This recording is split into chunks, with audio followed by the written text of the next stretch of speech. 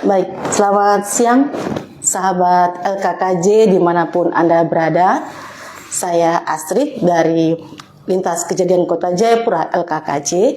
Saat ini sangat luar biasa, kami diterima oleh ibu yang sangat luar biasa, Ibu Kepala Bidang Pemadam Kebakaran Kota Jayapura. Beliau adalah Ibu Margareta Veronita Sista Kirana. Langsung saya sapa saja. Halo Ibu, selamat siang. Selamat siang. Bagaimana Semangat kabar? siang. Puji Tuhan, baik. Tuhan itu baik. Nah, inilah kesan saya kepada Ibu Veronita. Beliau selalu bersemangat. Ya, kurang lebih seperti itu. Siap. Baik Ibu. Iya. Jadi pada diskusi pertama, ini sebenarnya rangkaian dari KKJ. Siap. Namun kami ingin mengangkat tentang fenomena Iya. banyaknya kebakaran di Kota Jayapura. Seperti itu. Jadi kami berkesimpulan 1 detik sangat berharga tentunya. Betul. Tentu seperti itu. Jadi selama perbincangan 1 jam ke depan ini, kami ingin lebih mengetahui tentang bidangnya Ibu dan juga bagaimana Ibu selama di lapangan. Baik. Kurang lebih seperti itu. Iya. Jadi Ibu mungkin pertama profil dari Damkar sendiri. Jadi Damkar Kota Jayapura berada di bawah dinas mana, memiliki tim berapa jumlah tim misalnya? Siap. Ya, silakan barangkali Ibu jelaskan terlebih dahulu. Perlu kami sampaikan bahwa kami bidang pemadam kebakaran Kota Jayapura, kami saat ini masih berada sebagai salah satu bidang yang dibawahi oleh Satpol PP Kota Jayapura. Namun per tahun 2022 kemarin melalui mekanisme persidangan dewan dan penetapan sidang dewan, maka kami telah berdiri menjadi Dinas Pemadam Kebakaran dan Penyelamatan Kota Jayapura.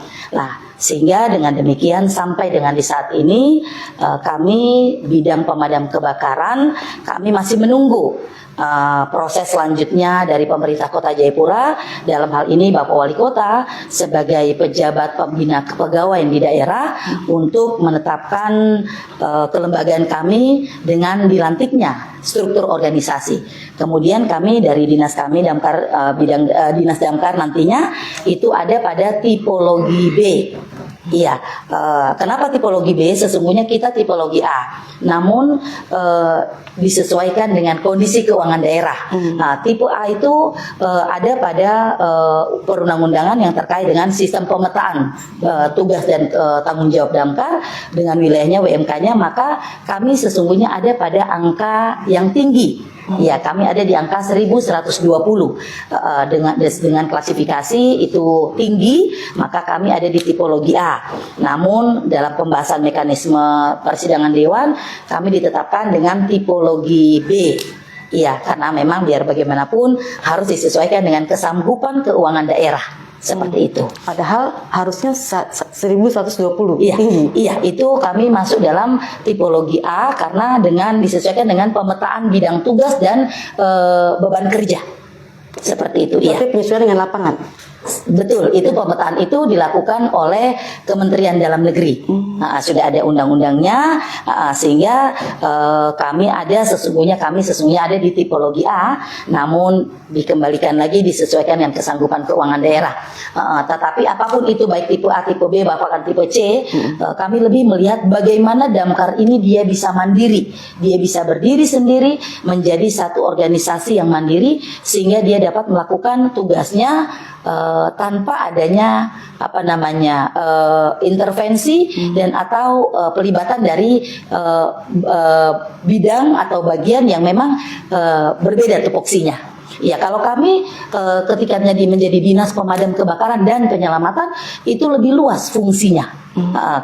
Misalkan penyelamatan, tidak selama ini orang berpikir bahwa pemadam kebakaran hanya sebatas melaksanakan tugas pemadaman, pencegahan pemadaman, tidak. Tetapi kami lebih kepada melaksanakan tugas, yaitu yang pertama layanan respon time. 5 jenis layanan bidang pemadam kebakaran itu sendiri. Dinas Pemadam Kebakaran yang itu yang pertama layanan respon time atau waktu tanggap, kemudian yang kedua layanan pencegahan, pemadaman dan pengendalian kebakaran, dan yang ketiga layanan penyelamatan dan evakuasi, Karena kita ada kata penyelamatannya sekarang nomenklatur kami. Kemudian yang keempat, layanan pemberdayaan masyarakat dan relawan kebakaran. Dan yang kelima, layanan pendataan, inspeksi, dan investigasi pasca kebakaran. Lah untuk yang poin ketiga dan kelima, kami belum bisa lakukan, yaitu layanan penyelamatan dan evakuasi dan layanan pendataan, inspeksi, dan investigasi pasca kebakaran. Mengapa? Karena memang pertama kami belum memiliki tenaga MFR, Medical Fire Rescue. Kami belum ada. Kemudian yang kedua, kami belum ada tenaga investigator.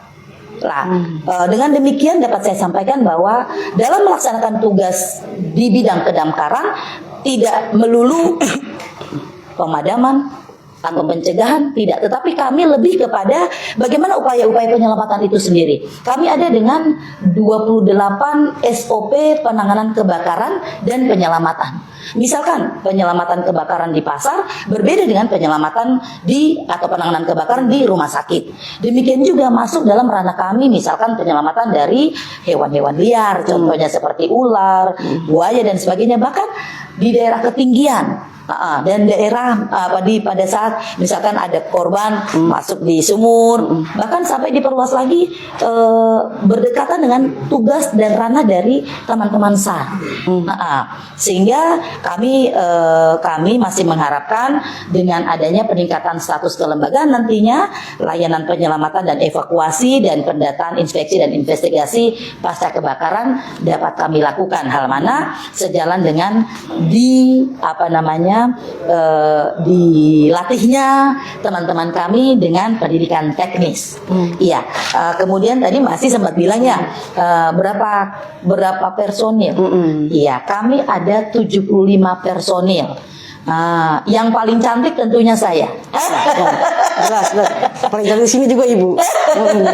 Iya, karena saya sendiri Tuhan izinkan untuk bertugas di Damkar,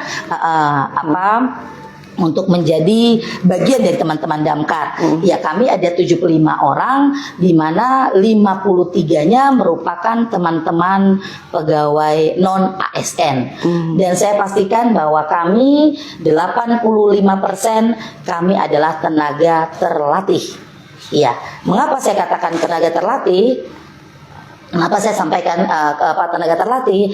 Bahwa kami mengikuti pendidikan kediklatan, iya, diklat teknis, Damkar 1, Damkar 2, kemudian nanti ada MFR seperti yang saya bilang, kemudian ada pendidikan inspektur, pendidikan investigator dan sebagainya.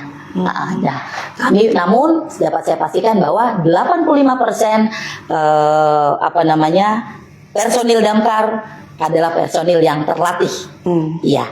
Kemudian 75 itu hanya 4 yang ada di kantor. Selebihnya kami tugaskan di 4 pos. 4 pos itu di mana saja? 1 di Jayapura Selatan yang menangani wilayah Jayapura Selatan dan Jayapura Utara. Kita tahu izin di Jayapura Utara kita belum ada pos pemadam kebakaran. Padahal Jayapura Utara merupakan wilayah manajemen kebakaran WMK kita. Mengapa saya tentukan Jayapura Utara sebagai WMK? Bahwa pusat alutista ada di Jayapura Utara. Kita lihat ada Polda, ada Kodam. Kemudian pusat pemerintahan ada di Jayapura Utara, kantor gubernur, ada aset-aset negara di Jayapura Utara. Apa itu? Rumah sakit, Pertamina, PLN. Maka kami menetapkan Jayapura Utara sebagai WMK. Namun untuk sementara belum ada posnya. Iya, jadi untuk sementara tugas Jayapura Selatan yang menangani dan tackle untuk kegiatan dari menangani WMK Jayapura Utara. Kemudian yang kedua di pos di Mako, di kantor kami ini. Injaksel berarti. Iya. Oke. Ini itu bukan ini Mako. Mako. Iya. Kalau di Jayapura Selatan itu di kantornya posnya tuh di pos distrik Jayapura Selatan. Kemudian yang kedua, ketiga itu di pos Yotefa. Ketika. Iya, yang di Yotefa menangani daerah distrik distrik AB Pura. Kemudian di Heram. Di Heram itu menangani daerah distrik Heram dan sekitarnya. Memang kami masih memiliki harapan dan kerinduan minimal 3 pos yang harus dibangun. Di mana saja? Di Jayapura Utara 1 dan kemudian 2 di distrik Muara Tami. Sampai dengan saat ini 2 distrik itu yang belum ada pos. Kenapa di Muara Tami harus 2? Karena yang pertama itu perkembangan masyarakat di bidang properti dan usaha lainnya itu sudah merambah ke daerah Koya Barat, Koya Timur dan sebagainya. Sementara di daerah perbatasan juga itu menjadi tanggung jawab, bukan hanya tanggung jawab Pemda Kota, bukan hanya menjadi tanggung jawab Provinsi Papua, tetapi Negara Kesatuan Republik Indonesia. Maka Kota Jayapura hadir mewakili itu. Saya merasa penting untuk kita bangun pos di situ, karena di situ kita berbatasan langsung dengan negara tetangga PNG.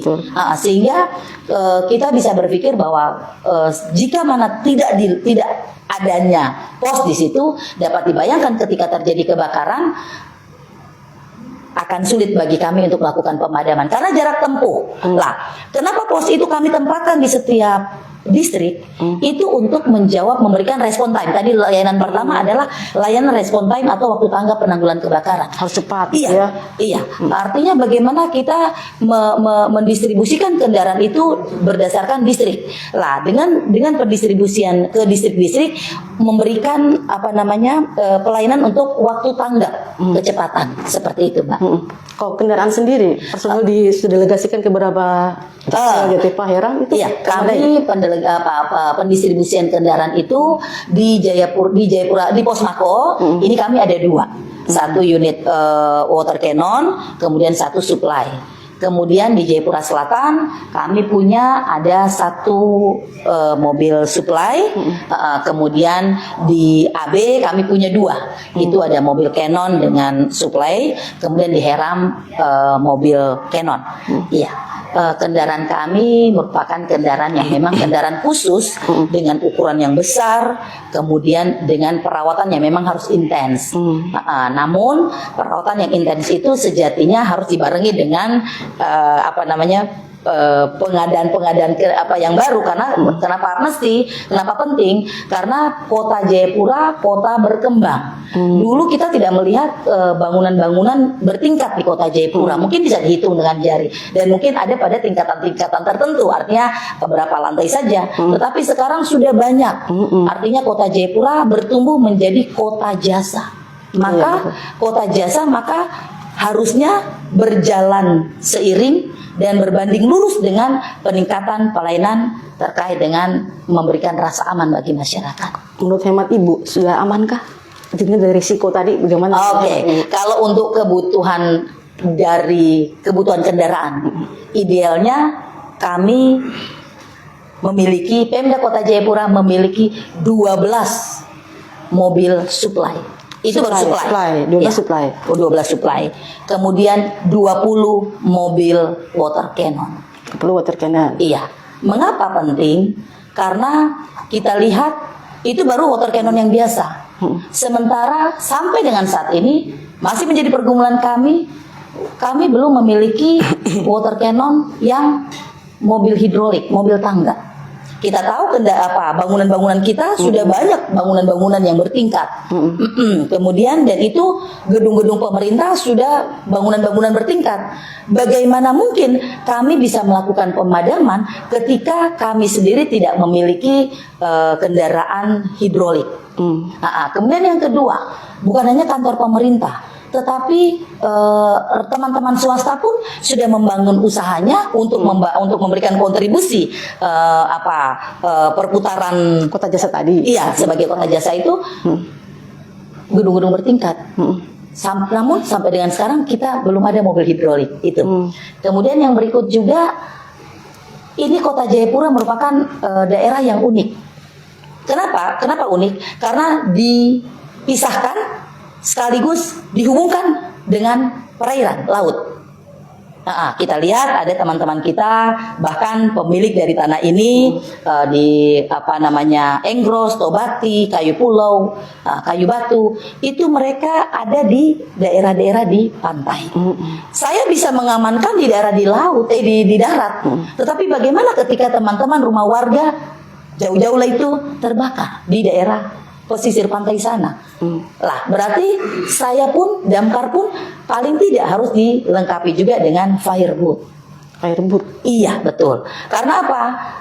Untuk sampai kepada titik api, kami bermainnya di titik api, Mbak, bukan di lidahnya, tetapi kami masuk ke titik api. Lah, ketika kita sampai di titik api, tidak mungkin karena kita dipisahkan oleh laut. Iya, maka ini menjadi PR sebenarnya bagi pemerintah Kota Jayapura bersama teman-teman BUMN, BUMD yang ada di Kota Jayapura, untuk mari kita lihat ini, supaya paling tidak teman-teman BUMN, BUMD, pihak swasta pun bersama-sama memikirkan bahwa kita bisa melakukan usaha di Kota Jayapura dengan suasana yang aman, tentram, jauh dari kebakaran, bahaya kebakaran itu sendiri, risiko itu, tetapi mari berkontribusi. Karena kalau kita berharap dari dana Pemda Kota Jayapura, dana DAU atau dana DAK atau bahkan dana OSUS contohnya itu sangat terbatas. Nah, tetapi bagaimana kita juga mengharapkan adanya suatu gerakan dari BUMN untuk mari bersama-sama kita duduk bersama untuk visi kemanusiaan ini. Nah, kemudian yang berikut lagi, kami membutuhkan kendaraan yang memang dia kekhususan, sehingga sesuai dengan Kota Jayapura, kota berkembang, dia tidak saja bangunan-bangunan besar, tetapi terbentuklah lorong-lorong yang akan semakin dipersempit. Kenapa? Rumah tumbuh. Masyarakat membangun rumah tanpa memperhatikan bagaimana kendaraan dalam ukuran besar dapat bermanuver. Lah, ini ada kaitannya dengan upaya kami layanan pemadaman dan pencegahan itu tadi. Kalau pencegahan sejauh ini kami berupaya dengan segala keterbatasan kami berupaya melakukan upaya pencegahan, contohnya melakukan simulasi, sosialisasi, bahkan kami mulai dari usia dini, dengan tajuk Damkar Peduli. Damkar Peduli, Kam Peduli Katera, kurang lebih begitu. Jadi kami gerakan itu kami lebih utamakan kepada bagaimana mengedukasi anak-anak sebagai bagian dari kelompok masyarakat yang memang harus kita mengedukasi itu, karena biasanya kebakaran lebih sering terjadi di Kota Jayapura ini, selain karena korsleting listrik, tapi juga human error, di mana pengawasan yang kurang dilakukan kepada anak-anak, anggota keluarga lah. Siap. Dan paling banyak anak-anak. Iya, kelalaian. Kemudian yang berikut juga dengan adanya pertumbuhan rumah warga yang tidak lagi memperhitungkan jalur ini, kendaraan kami. Itu juga termasuk juga dengan kami melakukan upaya pencegahan itu dengan mengedukasi masyarakat. Kita melihat titik-titik, kita sudah mapping, kita lihat di belakang sini ya. Ini lokasi wilayah kebakaran di Kota Jayapura. Lokasi kebakaran di Kota Jayapura itu ada di perumahan di distrik Jayapura Utara, Jayapura Selatan, Abepura, dan Heram. Lah, ini merupakan titik-titik yang memang menjadi kantong-kantong yang memang harus kita waspadai. Sekalipun semua daerah memiliki potensi yang sama, tetapi kantong-kantong itu kita sudah mapping daerah-daerah ini yang berisiko tinggi.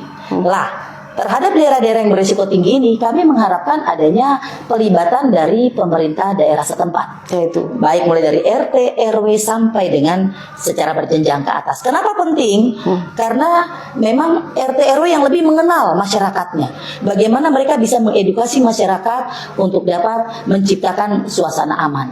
Nah, kemudian yang berikut dari sisi pemadaman. kerap kali kami Damkar Kota Jayapura mengalami kesulitan dalam hal melakukan pemadaman.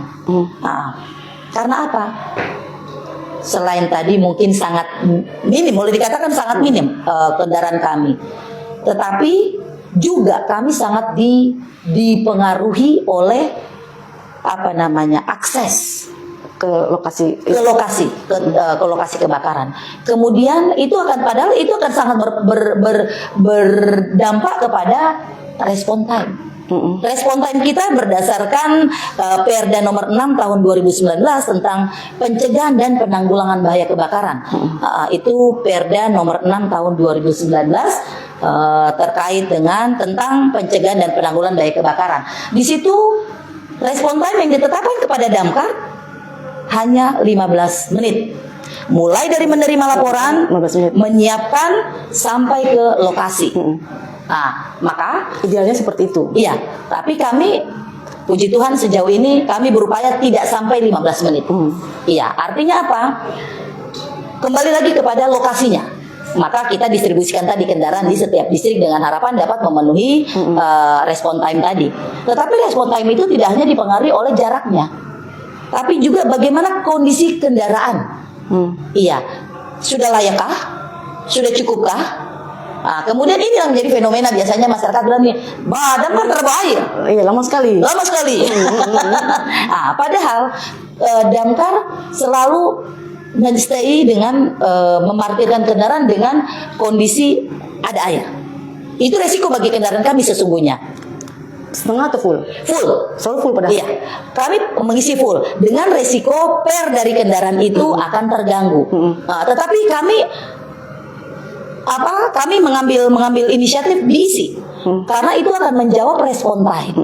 Kemudian respon time juga dipengaruhi dengan bagaimana kesiapan dari anggota kami. Anggota kami selalu kami upayakan untuk ready, stay di tempat.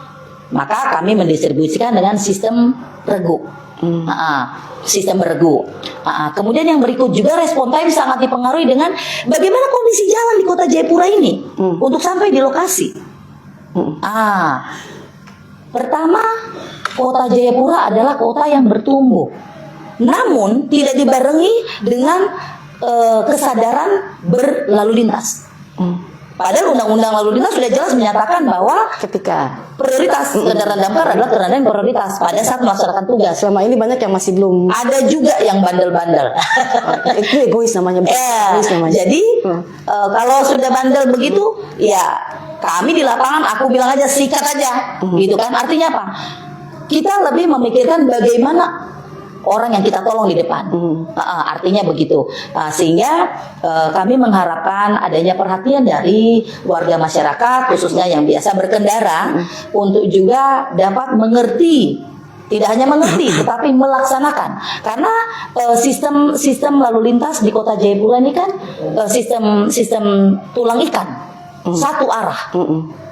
Untuk jalan bercabang belum ada, tidak seperti kota-kota besar, sehingga akan sulit bagi kami untuk mendapatkan titik-titik di mana dia bisa mengurai kemacetan. Tapi puji Tuhan selama ini kami dibantu oleh teman-teman dari komunitas LKKJ, kemudian komunitas teman-teman dari Sakawana Bakti, kemudian masyarakat peduli api, Basnas, yang memang ketika mendengarkan informasi itu mereka langsung tampil di depan. Mereka mengurai kemacetan. Artinya apa? Mereka memberikan jalan. Buka jalan. Iya, buka jalan seperti begitu. Padahal kita punya sirine bunyi ngiung, tapi kadang-kadang telinga juga begitu sudah. Inilah melalui media ini kami mengharapkan bahwa adanya kesadaran dari masyarakat untuk juga memahami dan melaksanakan apa yang diamanatkan oleh perundang-undangan. Kemudian juga termasuk respon time itu bagaimana peralatan kami. Iya, peralatan kami hanya memiliki peralatan pemadaman. Belum ada penyelamatan untuk rescue. Belum ada peralatan untuk MFR. Padahal sejatinya ketika kita mendapatkan laporan dari masyarakat terkait dengan kejadian kebakaran ataupun kejadian mungkin evakuasi masyarakat warga dari hewan liar atau mungkin masuk di sumur atau di ketinggian, sejatinya damkar keluar dengan kendaraan-kendaraan itu, rescue itu. Tetapi sangat disayangkan kami belum memiliki peralatan-peralatan rescue dan peralatan yang terkait dengan MFR tadi, Medical Fire Rescue. Iya, kami belum ada. Kalau rescue ketika ada korban di dalam situasi kebakaran, itu berarti tetap ada punya prosedurnya ada. Iya, kami ada SOP-nya. Tetap ada. Untuk sementara kami sedikit mengabaikan SOP itu. Mengapa harus diabaikan? Karena peralatan kami belum ada. Sehingga kami bagaimana supaya kegiatan penanganan evakuasi terhadap korban kebakaran dan atau korban banjir dan atau korban lainnya kami sinergi dengan kelompok komunitas lainnya. Contoh, misalkan seperti kejadian kemarin kebakaran memakan korban dan beberapa waktu juga yang juga dari kebakaran memakan korban, kami langsung berkomunikasi dengan teman-teman dari Dinas Kesehatan dan Rumah Sakit Bayangkara. Artinya apa? Supaya kita tidak punya kewenangan karena kami belum ada terkait dengan tenaga investigator. Iya, maka fungsi investigator itu kami masih menyerahkan kepada teman-teman kepolisian. Namun sesungguhnya di SOP kami damkar, kami juga pun harus melakukan investigasi pasca kebakaran. Apa yang diinvestigasi? Berapa luasan, penyebabnya dan sebagainya. Namun untuk saat ini sampai dengan saat ini kami damkar belum ada tenaga investigator. Tapi kami tetap bersinergi dengan yang lain sehingga bagaimana ini bisa dievakuasi. Sama juga dengan ketika kami dapat laporan, Bu, ini masyarakat sudah nonton di televisi, di YouTube, kalau ada ada ular atau ada apa, itu damkar gitu kan. Lah, jadi ketika saya mendapatkan laporan, saya tidak bisa langsung kami turun lapangan. Karena apa? Kami belum memiliki peralatan rescue. Iya, sehingga kami masih berkomunikasi dengan teman-teman dari Sakawana Bakti, teman-teman dari kehutanan untuk melakukan upaya-upaya itu.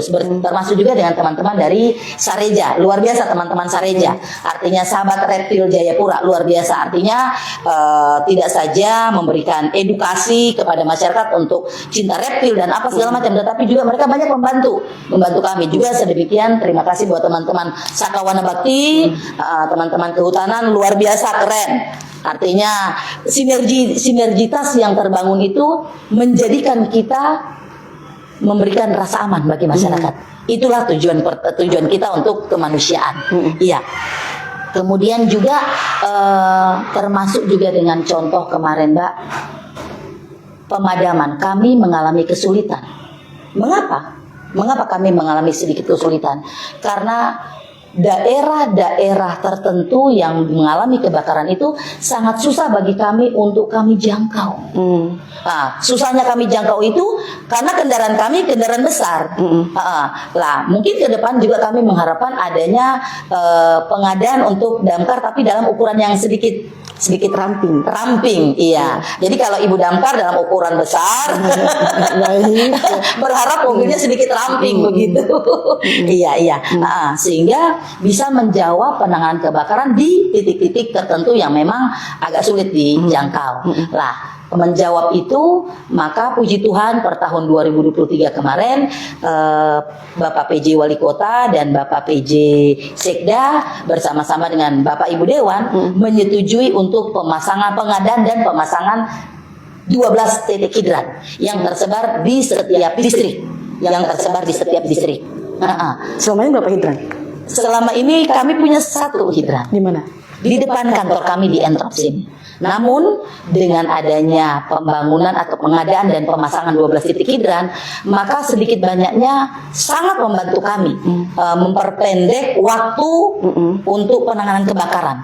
Karena sebenarnya kalau kami punya mobil damkar dalam ukuran besar dan banyak, memenuhi tadi 20, maka sejatinya mobil kita SOP-nya tuh tidak bisa meninggalkan lokasi kebakaran. Tidak bisa, dia hanya datang terima laporan, datang stay di situ. Yang keluar masuk adalah mobil supply. Ya. Iya. Namun saat ini karena kondisi kendaraan kurang dan kemudian mobil supply mengambil air di titik hidran yang jauh, maka mengharuskan mobil bolak-balik, mau bawa water cannon, mau supply kami bolak-balik. Tapi puji Tuhan dengan terpasangnya 12 titik hidran ini, akhirnya jadi 13 dengan satu titik yang lama, itu minimal bisa menjawab kebutuhan dari masyarakat. Dan kondisi airnya juga terpenuhi, artinya cukup untuk dipenuhi. Cuma nanti kami mungkin ada komunikasi lebih lanjut, izin Bapak Direktur PDAM Perseroda, mungkin nanti ke depan kami akan bersama-sama dengan Bapak Wali Kota sebagai pejabat penanggung jawab kebakaran di Kota Jayapura, itu kami akan melakukan MOU. Kita tahu damkar pekerjaannya terkait dengan air, tetapi sampai dengan saat ini kita belum ada perikatan-perikatan itu, perikatan kerja seperti itu, sehingga ke depan hari ini hanya formalitas aja, hanya non formal gitu ya. Betul, sekedar aja. Betul. Lah, maka ke depan kita mengharapkan tentunya dengan adanya penguatan struktur kelembagaan damkar menjadi dinas, maka itu akan kita akan melakukan kerjasama dengan pihak-pihak terkait. Iya, itu terkait dengan ketersediaan air oleh PDAM. Seperti itu. Terkait berkurangnya armada masih dibutuhkan 12 supply dan 20 dan fireball dan lain-lainnya. Selama ini Ibu didukung atau disupport oleh lembaga mana aja terkait dengan ini peralatan kendaraan, terutama kendaraan seperti ini. Iya, selama ini memang kami berupaya, mau kasus kebakaran kecil, kebakaran besar, kami berusaha maksimal untuk hadir memberikan pelayanan kepada masyarakat. Kami banyak dibantu dengan teman-teman dari Polresta Jayapura, AWC, luar biasa AWC Polresta Jayapura, termasuk dengan AWC dari Brimopolda Papua. Terima kasih Bapak Kapolda yang sudah memberikan hatinya untuk melihat menopang pelayanan dari damkar. Kemudian bukan itu saja, terima kasih juga kami damkar atas nama pemerintah Kota Jayapura berterima kasih kepada teman-teman dari PDAM Perseroda, di mana selalu memberikan topangan mobil tangki. Iya, sehingga kendaraan kami tidak mesti lagi keluar. Saya lihat belakangan ini sudah tidak sering keluar. Yang keluar hanya mobil supply. Iya, sehingga kita hanya fokus kepada proses pemadaman. Lah, kita tidak dipusingkan lagi dengan harus wira-wiri, dan itu memang harusnya tekniknya seperti begitu. Terima kasih Bapak Direktur PDAM, luar biasa sinergitas, juga termasuk dengan teman-teman dari kelompok masyarakat yang memiliki usaha tangki.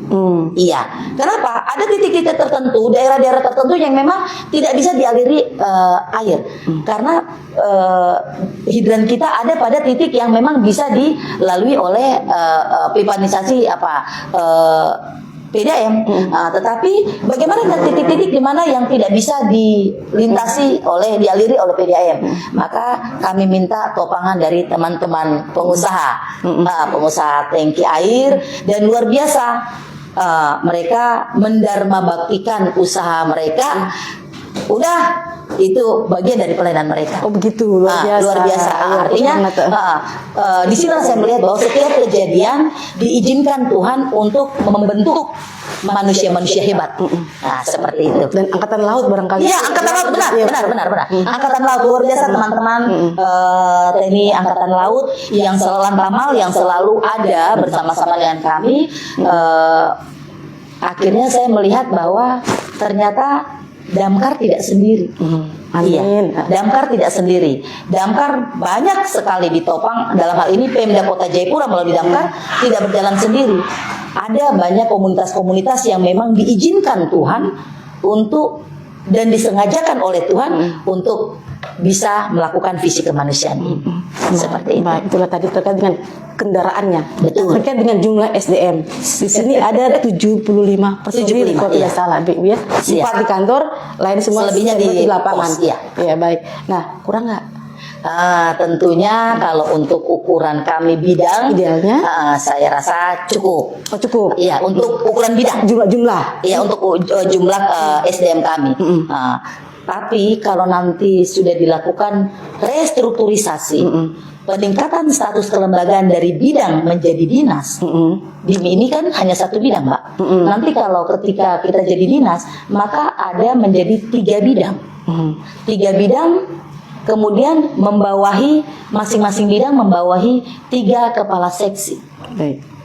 Dan ditambah dengan di bagian sekretariatnya. Maka tentunya dibutuhkan tenaga yang tambahan lagi. Artinya apa? Kami Damkar tidak hanya melaksanakan tugas di lapangan, tapi kami juga melakukan tugas fungsi administrasi. Lah, siapa yang nanti melakukan fungsi administrasi ketika kita semua di lapangan? Karena kalau di lapangan, saya juga turun, Mbak. Selalu selain begitu, iya. Selalu selain begitu, iya. Siap, ya. Jadi artinya apa? Saya kenapa saya harus turun? Karena saya merasa bahwa ini bagian dari tanggung jawab, tanggung jawab kita bersama. Sehingga ketika saya sampaikan kepada teman-teman lewat alat komunikasi kami, saya OTW ke lokasi kebakaran. Lah, teman-teman saya luar biasa, teman-teman Damkar ini hebat.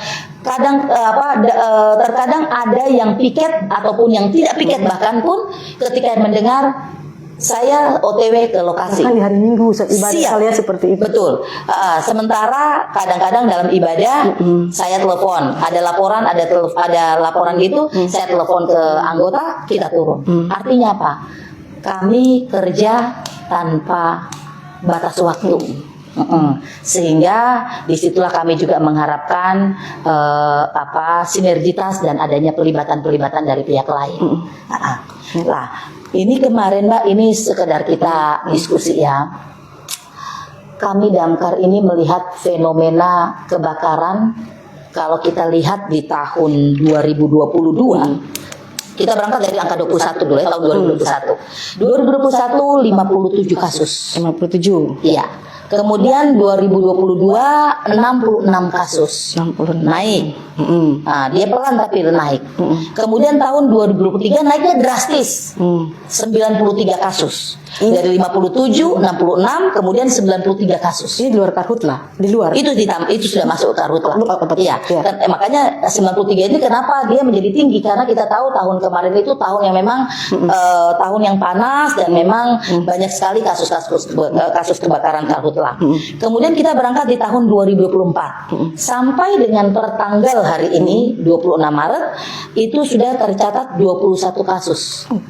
Iya. Baru awal tahun. Iya, 21 kasus itu di mana 3 kasus kebakaran lahan dan 18 kasus bangunan. Di luar dari karhutlah, ini arti kelalaian kah atau korsleting? Iya, korsleting. Bagaimana Ibu? Iya, jadi kita ini yang kerap terjadi belakangan ini adalah yang pertama adalah korsleting, yang kedua human error. Human error kenapa? Kelalaian. Misal kita lihat, kita masuk di tahun 2024, kita sudah diawali dengan kejadian kebakaran akibat kelalaian. Yang bermain petasan, sudah 2 kali kasus kebakaran itu. Kemudian kita lihat lagi kejadian kemarin, itu kelalaian karena apa? Meletakkan lilin dengan dasar plastik, piring plastik di daerah, di tempat yang memang mudah terbakar. Lah, ini bagian dari kelalaian. Ditambah juga ada beberapa yang kebakaran diakibatkan oleh membakar sampah kemudian ditinggalkan. Ada juga yang membakar sampah, kompor, meninggalkan kompor dalam keadaan masih menyala, ditinggal pergi. Iya, kita lihat di akhir tahun 2023 di Rumah Sakit Dok 2 bagian belakang itu ada kebakaran di mana human error meletakkan jerigen minyak tanah dan bensin itu berdekatan dengan kompor. Iya. Sehingga itu sangat beresiko dan berdampak kepada perluasan penyebaran api itu terkait sendiri. dengan edukasi kampanye kepada di skala warga, Betul. skala keluarga, Iya. itu edukasi selama ini dilakukan seperti apa selain dari anak-anak tadi ya? Iya, yang tadi. betul, iya. Itu bagaimana selama ini dengan Iya, kami untuk beberapa waktu yang lalu kami melakukan edukasi dengan memberikan sosialisasi simulasi. Bahkan kami Damkar Kota Jayapura kami sudah memiliki rekar relawan kebakaran. di tiap kelurahan, di tiap Ini kami baru membentuk di distrik Jayapura Utara. Mengapa Jayapura Utara pertama kami bentuk?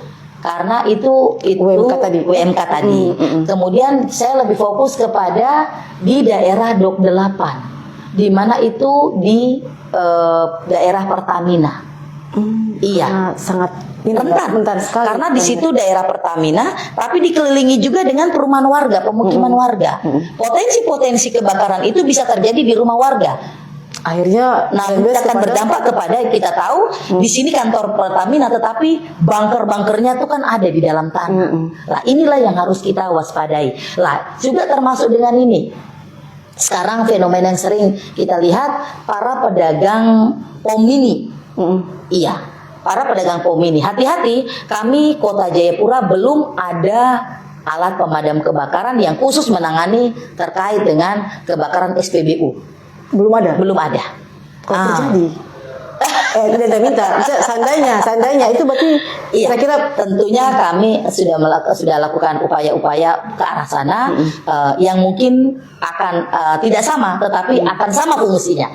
Seperti itu. Jadi pencegahan itu minimal diketahui oleh pengelola SPBU. Iya. Pencegahan itu sudah sebenarnya harus dilakukan, harus diupayakan dan disiapkan oleh para pengelola usaha SPBU sendiri. Kalau kita lihat para pengelola usaha SPBU dalam skala besar itu ada.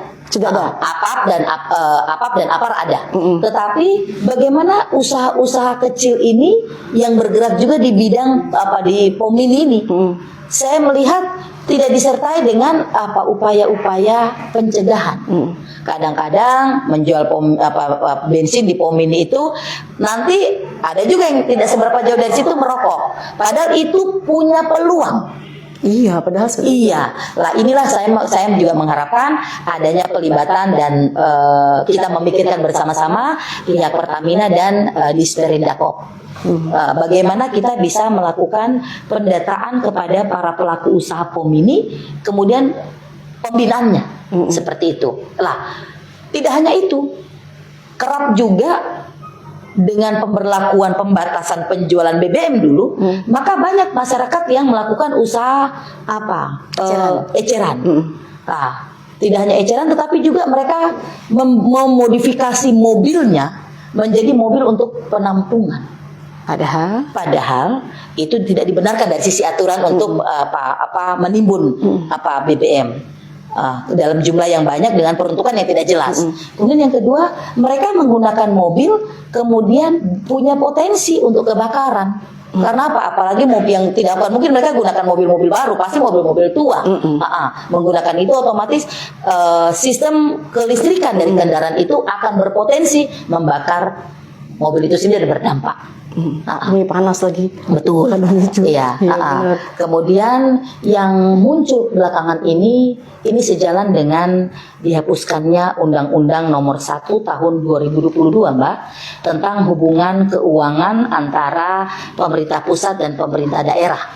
Di mana di dalam undang-undang itu juga mengatur tentang penghapusan beberapa objek retribusi dan pajak.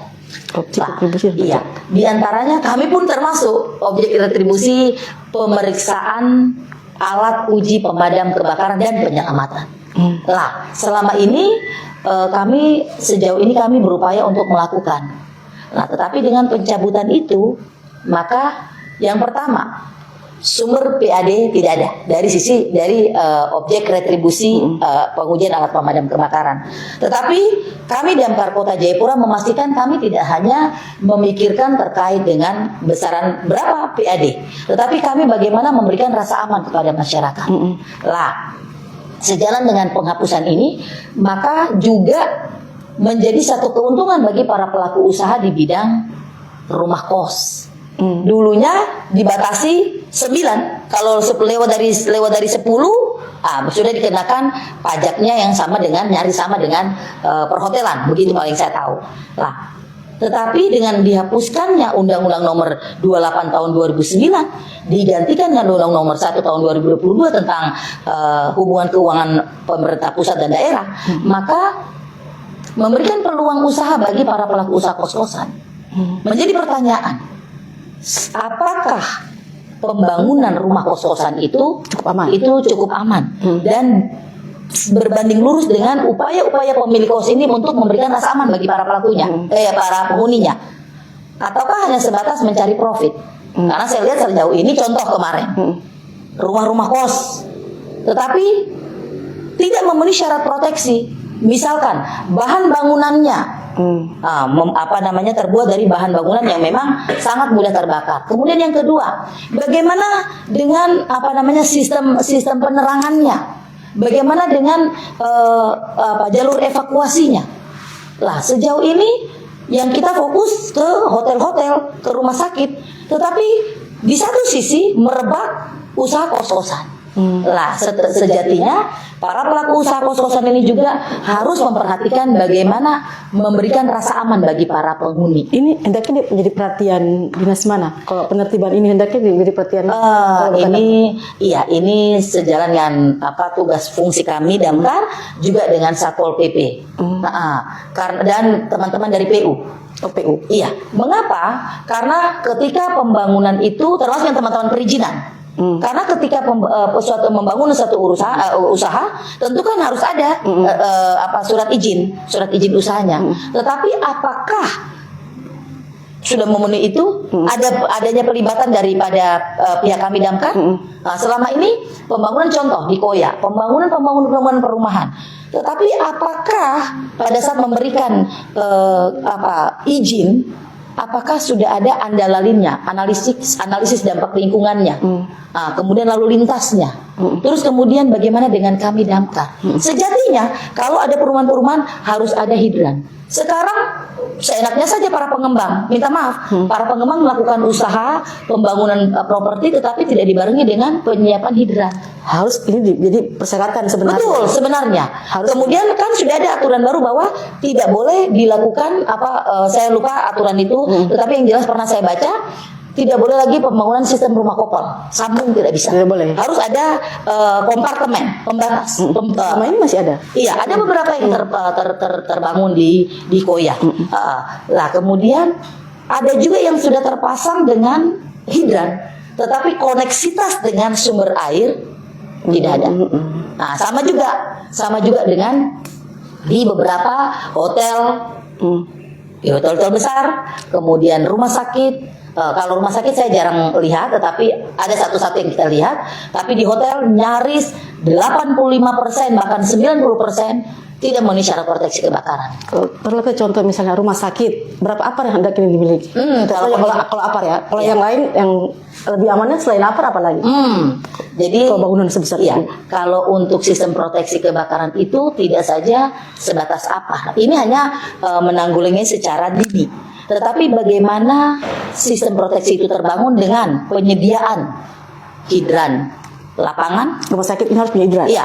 Minimal setiap bangunan harus memiliki hidran lapangan, hidran gedung. Hidran lapangan pun ada nggak terkoneksi dengan sumber air? Ya, koordinasi lagi. Betul, sumber air. Nah, kemudian sumber air mereka bisa dengan air bawah tanah, tetapi dengan kapasitas yang tembakannya itu harus kuat, kencang, Maka sistem proteksi itu meliputi adanya hidran lapangan, hidran gedung. Kemudian bagaimana dengan sistem sprinklernya? Sprinkler itu yang di atas, ya. Ketika dengan sirine alarm kebakaran, ketika terjadi kebakaran, sistem alarm, fire alarmnya berbunyi. Dan sprinkler itu dalam suhu tertentu dia akan otomatis memancarkan air. Kalau itu terkoneksi dengan sumber air. Kalau tidak lagi, Kalau tidak, dapat dibayangkan. Kalau bangunan yang Ibu selama ini bangunan besar, rumah sakit, perkantoran itu sudah sprinkler itu sudah ada. Ada, tetapi ada juga yang sama sekali tidak ada untuk fire alarmnya. Padahal awal pertama kita tahu terjadinya kebakaran itu pertama head detector. Smoke detector, asap, kemudian panas, dan alarm. Ketika head detector kemudian smoke detector itu menangkap adanya sinyal itu dan dia ada pada temperatur tertentu, maka Langsung otomatis alarm akan bunyi. ya, alarm bunyi, maka pecah untuk sumber airnya, sprinklernya itu, maka dia akan berpencar ke daerah yang memang terdeteksi panas.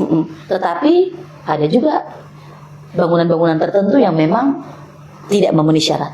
Kalau gedung-gedung baru, minta maaf, kalau saya sebutkan nama, tapi ya siap, dapat dicabut, ada bangunan baru itu sudah ada standar untuk risiko kebakaran. Oh, kalau untuk bangunan-bangunan baru, saya sudah mencoba untuk masuk. Baik. Kemudian kami memeriksa minimal ada hidran gedung, hidran lapangan dan terkoneksi. Kalaupun ada hidran gedung, hidran lapangan, kami melakukan uji coba. Kenapa mesti? Bagaimana dengan sistem rumah pompanya? Diesel pump, joki pumpnya berjalan atau tidak? Artinya begini, ketika terjadi kebakaran yang ada lampu padam, sehingga diesel pump secara otomatis harus berfungsi. Tidak lagi manual, orang harus, kita bayangkan kejadian kebakaran di malam hari, di mana orang, atau dini hari, di mana orang semua terlelap. Lah, sistem-sistem itu harus jalan. Sistem-sistem itu harus jalan. Ketika sistem itu tidak jalan, maka dapat dibayangkan satu gedung itu akan habis terbakar. Memiliki risiko manusianya. Betul, manusianya. Ada yang maka ada bangunan-bangunan yang memang kami sudah melakukan pemeriksaan. Kami lihat fokus kepada bangunan-bangunan yang memang dia tempat beraktivitasnya banyak orang. Lah, ini kami akan merambah ke gedung-gedung lainnya. Kami memeriksa bagaimana dengan sistem diesel pumpnya, joki pumpnya. Ketika kami mengecek, oke, terkoneksi dengan sumber air. Sumber air oke, tetapi bagaimana dengan tembakannya? Tembakannya, apakah misalkan lantainya hanya 2-3 lantai atau 5 lantai? Misalkan bangunan itu 5 lantai atau 10 lantai, tetapi tembakan airnya hanya bisa di lantai keempat. Nggak bisa. Nggak bisa. Kami menghendaki kalau boleh itu di untuk debit airnya, kemudian ada setelan-setelan khusus untuk bisa sampai kepada tembakan, bisa sampai 10 bar, 11 bar seperti itu. Rumah sakit, bangunan perkantoran, sekolah, kampus itu kan juga cukup tinggi dan anak banyak aktivitas di situ. Betul. Risiko itu bagaimana, Ibu? Untuk sekolah, kami sudah beberapa waktu yang lalu kami sudah melakukan perbincangan dengan Bapak Wali Kota, mulai daripada Bapak BTM pada waktu itu, termasuk dengan Bapak PJ Wali Kota sekarang, termasuk juga dengan pihak P dan P Kota Jayapura. Bolehkah kami diberikan waktu dalam satu proses pembelajaran atau pertemuan untuk kami masuk mengedukasi teman-teman para pengajar dan anak didik, terutama bagaimana cara pencegahan dan penanganan kebakaran dini seperti itu. Dan bukan hanya itu perhatian kami kepada pihak-pihak sekolah, tetapi kami juga punya perhatian ke panti asuhan.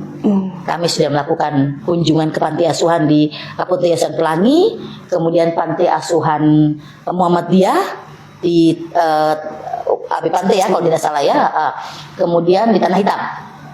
Juga kami sudah mencoba melakukan pemeriksaan dan bekerja sama dengan teman-teman di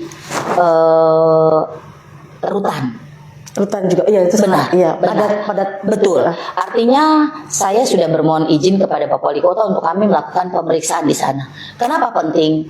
Karena mungkin itu ranahnya provinsi.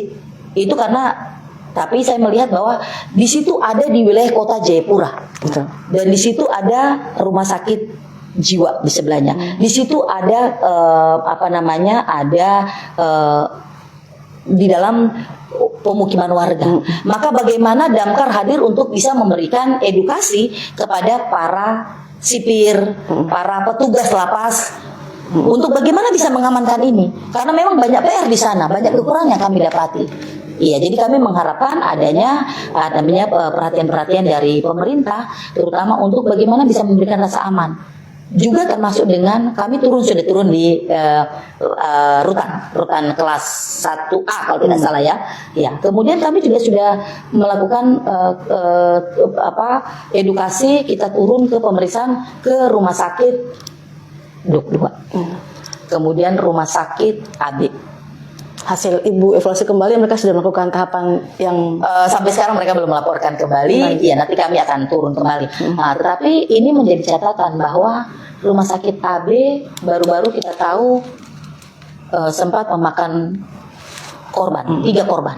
Iya. Itu bukan karena kebakarannya, tetapi proses evakuasi. Karena apa? Ketika terjadi kebakaran pasti yang ada sistem panik yang ada. betul. Sehingga masyarakat atau siapapun dia berusaha untuk bagaimana mengamankan orang yang dianggap tidak berdaya ini. Akhirnya dia melakukan evakuasi tanpa ada pengawasan dari pihak rumah sakit. Sehingga yang tadinya mungkin pasien terpasang alat-alat monitor untuk pernafasan, ketika keluar tanpa ada alat-alat itu, maka seperti itu. Jadi memang proses mengevakuasi itu pun tidak sembarang. Apakah setiap bangunan ini sistem proteksi dulu ya? Apakah dia memenuhi sistem proteksi? Jalur evakuasinya ada nggak? Ya, itu dulu ya. Kemudian pintu daruratnya ada tidak? Di hotel-hotel ada pintu darurat, tetapi pintu daruratnya terbuat dari plastik, pintu daruratnya terbuat dari kayu. Oh, salah, nggak bisa. Harusnya tidak boleh. Tidak bisa. Itu harus dari yang tahan api. Aman. Iya, karena dia kan bagaimana jalur itu dia bisa memberikan rasa aman bagi orang. Karena ketika itu kan bangunan setinggi apapun orang dievakuasi tidak bisa lewat lift. Betul. Satu-satunya lewat jalur evakuasi itu, tangga darurat itu pintu dari yang dilewati oleh pintu darurat. Lah, bangunan-bangunan sampai sekarang ini belum ada manajemen sistem kebakaran, penyelamatan gedung, bangunan gedung dan lingkungan. Berarti ini MKKGL-nya belum usaha terbentuk. sektor swasta juga butuh untuk Betul. sinergi dengan ibu sebenarnya terkait dengan proteksi dan pencegahan itu ya. Betul. Kalau dengan dinas mungkin sudah dengan asosiasi pelaku usaha. Artinya mungkin BUMN, dengan dinas, BUMD. ya atau mungkin dengan asosiasi misalnya Kadin, misalkan aja kata lah, IPMI misalnya contoh aja lah. Iya. Artinya mereka sebagai pelaku usaha juga harus tahu tentunya. Betul, iya. Memang sejauh ini kami mengharapkan adanya pelibatan dari pihak sektor swasta. Karena kita tahu perputaran uang itu ada terjadi di situ. Teman-teman BUMN, teman-teman yang bergerak di bidang sektor usaha, bermacam-macam usaha. Tetapi sejauh ini kami melihat belum ya. Ya, kami berharap dengan kejadian-kejadian yang ada memberikan sesuatu yang bentuk tanggung jawab dari teman-teman. Tapi sejauh ini memang kami sudah pernah menyampaikan proposal kepada BUMN terkait dengan penyediaan sarana prasarana, pencegahan dan pemadaman. Misalkan kami ini nggak punya, kami terbatas dengan breathing apparatus. Lah, sekarang kami ketika pemadaman di gedung-gedung besar ataupun ini asap sudah semakin, kalau kita hadapi asap tebal, kami tidak ada breathing apparatus yang dengan tabung oksigen. Sehingga dalam banyak hal kami masuk tanpa ada alat pelindung diri. Kami hanya punya fire jacket nih. Ini resiko untuk tim berarti ya. Tetapi kami tidak ada oksigen. Ketika kami masuk di titik-titik tertentu dengan kasus tertentu, maka dibutuhkan oksigen. Nah, kita tidak ada breathing apparatus, tidak ada. Dan memang kalau kami mau minta di teman-teman BUMN BUMD agak repot juga karena terkadang perasaan malu itu ada, Mbak Asti. Kenapa? Peralatan kami breathing apparatus satu aja itu sudah sampai ada di angka 45 jutaan. Itu satu. Kalau satu kali turun tim yang membutuhkan itu berapa orang? Kami lebih kepada misalkan di lapangan tim penembak, regu penembak dia wajib pakai APD dan breathing apparatus. Itu berapa orang kira-kira? Standarnya bisa berapa? Idealnya kurang lebih 4 sampai 5. Berarti 45 juta kali 45 pada pengusaha. Siap. itu baru breathing apparatus. Belum APD-nya, fire jacket-nya, sepatunya, gloves-nya. Kita tahu kalau seperti kejadian kemarin, kebakaran, kerap kami buang gloves. Karena sarung tangan itu setelah kami pakai segala macam kami terpaksa buang. Karena kami juga melakukan evakuasi kepada korban. Iya. Nah, kembali ke korban Ibu. Iya. Tadi yang 57, 66, 93 tahun 2021 sampai 2024 ini korban berapa? Ibu, Oke. adakah Ibu? Iya, ada data. Kalau di tahun 2020 itu ada 2 korban. Dua. Itu di Tanah Hitam. Baik. Nah, kemudian di tahun 2021 itu ada 4. Itu ruko yang di belakang kantor DPR. Kemudian di tahun 2022 itu ada 2 di Organda. Lah, kemudian yang berikut lagi kemarin kejadian di mana? Itu 1 korban. Kita berharap cukup itu di tahun ini. Betul, amin. Iya, Ya, kami berharap tidak sampai memakan korban karena apa? Sangat disayangkan. Iya, ini berawal dari kelalaian human error. Iya, tetapi kita tidak bisa menyalahkan siapapun. Dari sinilah setiap kasus kita belajar untuk lebih berhati-hati dan meningkatkan kewaspadaan. Baik. Seperti Ini itu. kalau korban dia diselamatkan, saya minta maaf kalau risiko di tim sendiri. Iya. Ya, itu risiko apa ya?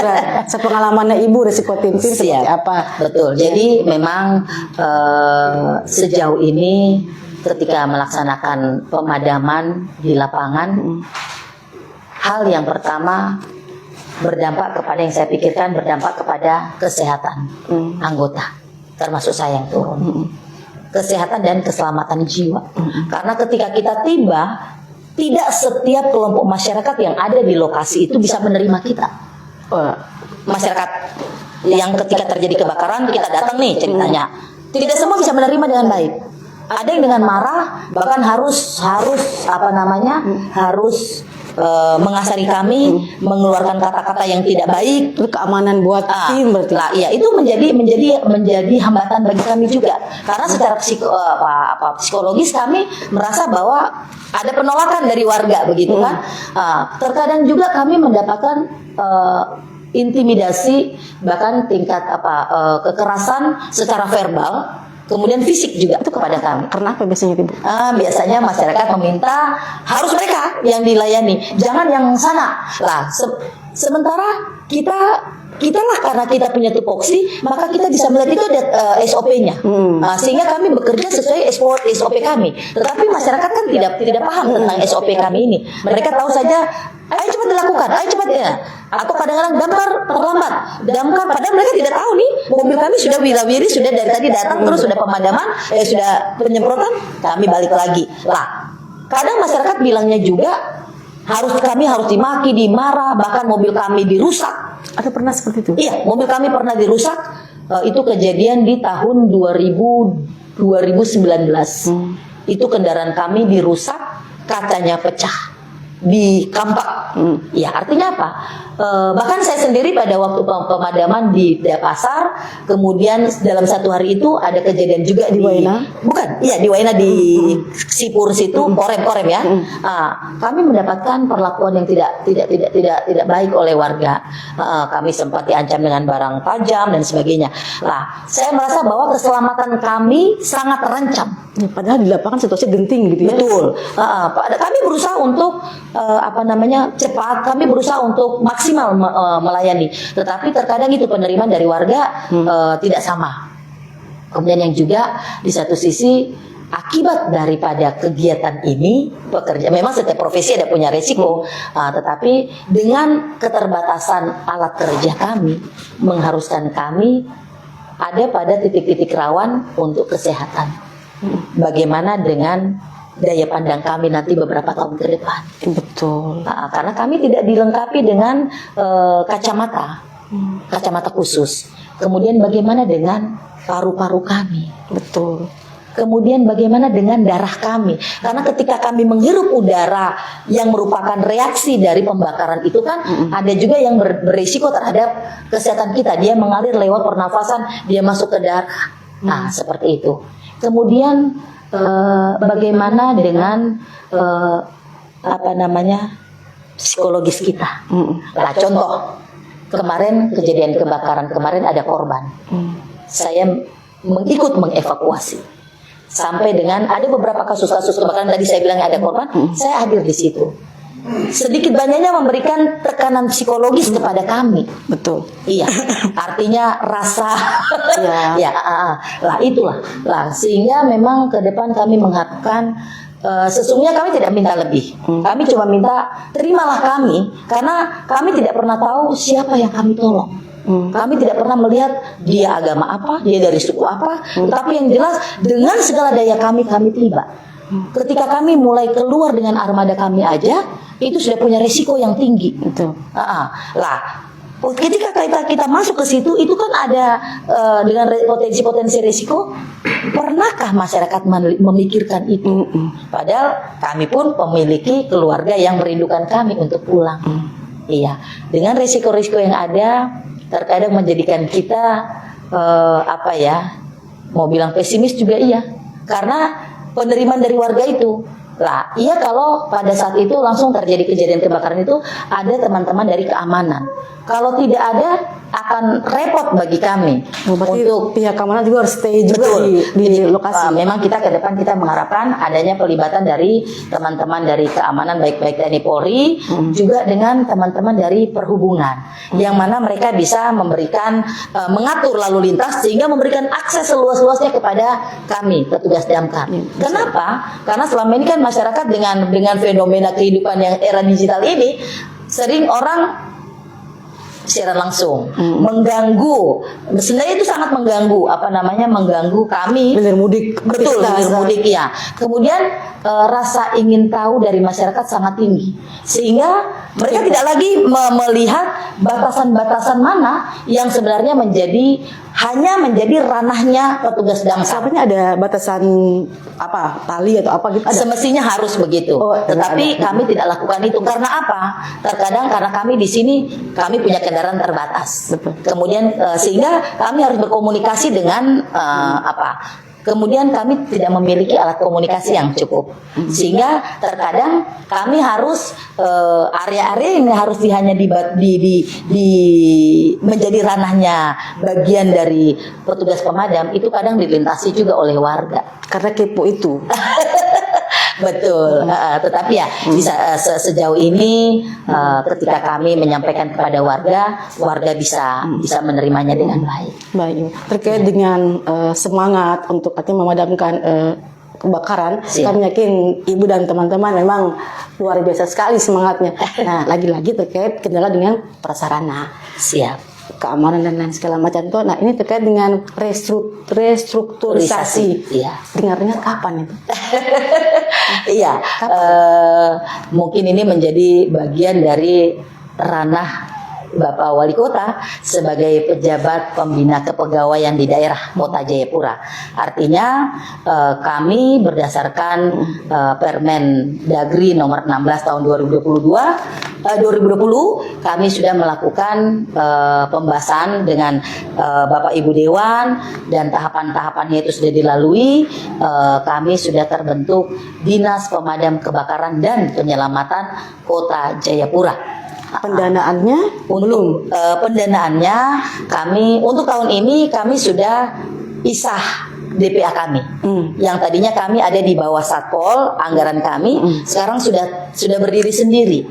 Sudah menjadi DPA sendiri. Ada DPA Satpol, ada DPA Damkar. Namun izin Bapak Wali Kota, ya belum bisa dilakukan proses pengelolaan keuangan, baik itu pencairan dan sebagainya, karena harus ada dulu pejabat definitif. Baik itu pejabat kepala dinas sebagai pengguna anggarannya, maupun juga pejabat-pejabat lainnya yang ada kaitannya dengan proses pengelolaan keuangan itu sendiri. Sehingga memang kami mengharapkan ketika Pemda Kota Jayapura, dalam hal ini Bapak Wali Kota dan teman-teman yang ada di keuangan sudah melakukan pemisahan anggaran, maka ada baiknya mungkin sejatinya bisa dibarengi juga dengan penguatan struktur kelembagaannya dengan dilantiknya pengisian formasi. Iya, seperti itu. Itu belum ada informasi lebih lanjut. Kira-kira kapan, Bu? Karena ini kan bulan tahun ini saya sudah 21. Betul, iya. Kasus. Karena memang ini nanti akan berdampak kepada penyerapan anggaran. Kemudian yang kedua, sejauh ini kami diperhadapkan dengan persoalan operasional di lapangan. Ya, kita tahu ketika damkar bergerak dibarengi dengan pergerakan mobil dan pergerakan personil. Ketika kita menggerakkan kendaraan, maka nilai susut kendaraan ada di situ. Betul. Nah, kemudian ada BBM di situ. Kemudian ada maintenance yang memang harus dipastikan dia baik. Nah, kemudian ketika kita menggerakkan personil, maka di situ ada jaminan sudah tersediakah orang punya prasarana, keselamatan, sarana prasarana, kemudian logistik di pos. Iya, karena petugas kami kan ngepos piket. Nah, sehingga pada saat mereka piket, ada nggak sudah tersedia logistiknya? Tidak seperti itu. Ya, jadi memang kami dengan segala keterbatasan, baik keterbatasan sarana prasarana maupun dari sisi pendanaan, saya selalu menyampaikan kepada teman-teman begini, bahwa lakukan apa yang menjadi bagian kita.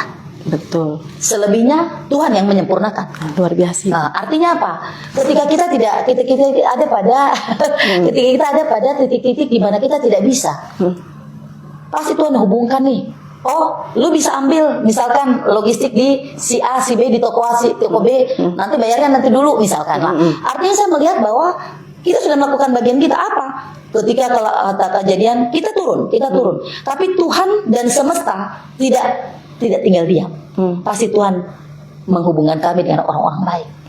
Buktinya kami dipertemukan dengan teman-teman LKKJ yang selalu memberikan informasi valid, kemudian teman-teman Basnas, teman-teman MPA, teman-teman Karhutla, dan lain-lainnya, termasuk dengan Lantamal, banyak, sehingga kami merasa kami tidak sendiri. Sekalipun kami dari satu sisi kami merasa kami kosong, tetapi jendela jauh hari itu tetap ada untuk kami. Iya. Ketika adanya restrukturisasi, iya. Dan juga artinya pengelolaan pendanaan tadi DPA tadi sudah ada padahal ya. Iya, dananya sudah ada. Berkeinginan untuk apa dulu yang hendak dipersiapkan? Tadi ada 12 supply mobil supply. Apa yang akan Ibu belanja dulu lah, bahasa kasarnya belanja. Iya. Apa yang disiapkan duluan? Di dalam DPA itu sudah tercover poin-poin yang sudah dibelanjakan. Tapi bukan semua itu. Oh, belum semua. Ya, dibelanjakan karena itu kan kita diatur dengan Renja dan Renstra. Untuk tahun depan, yang tahun ini sudah tercover untuk bagaimana saya upayakan. Yang pertama kita melakukan simulasi dan sosialisasi. Itu duluan. Iya, dengan daerah sasaran itu di distrik Jayapura Utara dan Abepura. Kenapa penting? Karena memang Jayapura Utara WMK. Kemudian yang kedua, Abepura merupakan salah satu distrik yang memang berpotensi besar. Berpotensi besar. Itu saya lakukan itu dulu. Saya membangun pemahaman dulu kepada masyarakat. Mindset masyarakat harus kita ubah. Kemudian yang kedua, saya turun lapangan. Kegiatannya apa? Kegiatan pemeriksaan. Karena apa? Saya melihat masyarakat pelaku usaha banyak di Kota Jayapura. Tetapi apakah teman-teman pelaku usaha ini juga memiliki tingkat kesadaran untuk memberikan rasa aman kepada masyarakat? Bagaimana dengan pelaku usaha hotel? Bagaimana dengan pelaku usaha restoran dan rumah makan? Bagaimana dengan pelaku usaha rumah-rumah kos? Bagaimana dengan pelaku usaha mobil rental? Nanti kami dengan Perda ini yang tadi saya sebutkan, itu kita melakukan pemeriksaan sampai kepada kendaraan-kendaraan, baik itu kendaraan umum maupun kendaraan pribadi, dan kendaraan yang digunakan untuk angkutan umum tapi sistem online. Iya, ini karena terkadang kita lihat taksi-taksi aja kadang ada yang terbakar, gitu kan? Jadi mengantisipasi itu kami sudah berkomunikasi dengan teman-teman dari dinas perhubungan untuk bisa memfasilitasi kami. Kemudian yang berikut juga kami melakukan pemeriksaan ke sekolah-sekolah. Pembinaan juga ke sekolah-sekolah, ke rumah-rumah ibadah, kemudian sampai dengan tadi saya sampaikan ke rutan.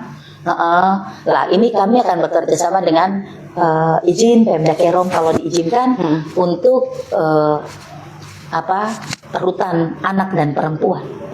Kita tahu di daerah yang jauh di sana, ketika tidak ada armada damkar, yang di-stay-kan di sana bagaimana? Apalagi kalau kondisi di sana tidak memenuhi syarat proteksi kebakaran seperti itu. Ibu yang di kota punya perhatian kepada Kerom juga, iya. Iya, paling tidak seperti itu karena di situ untuk anak dan perempuan. Iya. Baik, Ibu, sayang sekali kita sudah ngobrol santai ini sudah lewat durasi kayaknya nih. Baik, karena kasihkan ngobrol dengan Ibu. Baik, mungkin closing statement Ibu, bolehkah? Sekitar 2 atau 3 menit barangkali. Silakan, Ibu. Saya sampaikan bahwa pemerintah Kota Jayapura sejauh ini sudah melakukan upaya-upaya pencegahan dan pemadaman melalui bidang kami. Namun yang kami dapat sampaikan, yang pertama untuk melakukan upaya pencegahan kebakaran. Yang pertama, Bapak, Mama, teman-teman, adik-adik dorang. Yang pertama, periksa instalasi listrik. Pastikan listrik yang kita gunakan tersambung secara baik dan sesuai dengan standar nasional di bidang kelistrikan. Yang kedua, terhadap bangunan-bangunan tertentu, mari sediakan APAR. Tabung APAR itu penting, sehingga kita bisa mengantisipasi kejadian kebakaran, sehingga tidak terjadi kebakaran yang lebih besar. Dan yang berikut, gunakan api sesuai dengan peruntukan. Waspada sumber api. Jangan meninggalkan kompor, alat-alat elektronik, dan lain sebagainya dalam keadaan menyala dan tidak terkontrol, terawasi. Kemudian ini yang menjadi penting, jauhkan sumber api dari anak. Artinya apa? Jangan abaikan atau jangan membiarkan anak bermain dengan sumber api yang berpotensi terjadinya kebakaran. Yang berikut, awasi BBM. Awas dengan BBM.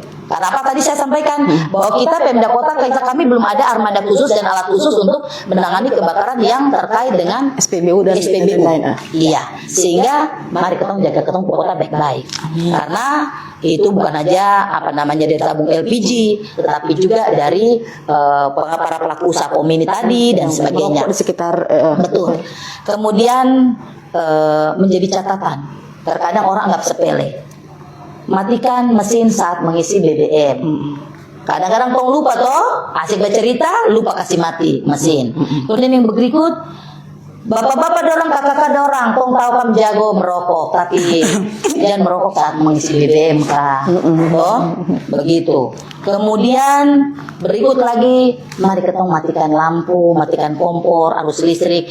Ketika kita tidur, kita harus periksa. Dorang bilang bahasa kerennya begini, perkosa. Artinya apa itu perkosa? Periksa kompor saudara. Betul. Artinya apa? Sebelum kita keluar, sebelum kita tidur, mari kita melihat kita punya kompor, kita punya colokan aman kah? Toh? Kemudian anak-anak juga untuk main HP cok, tetapi kalau tidak terpakai cabut, sehingga itu potensi-potensi titik-titik yang mudah. Nah, hal yang saya mau sampaikan bahwa Kota Jayapura adalah kota jasa. Maka para pelaku usaha, mari kita bersama bersinergi untuk memberikan rasa aman. Para komunitas hebat ini ada di samping, dikelilingi oleh Damkar dikelilingi oleh para komunitas hebat ini. Tetapi akan semakin menghebat ketika adanya kesadaran dari setiap para pelaku usaha. Nah, seperti BUMN, BUMD, mari kita bersinergi untuk memberikan perhatian-perhatian, mungkin melalui program CSR-nya, Mbak. Betul. Iya.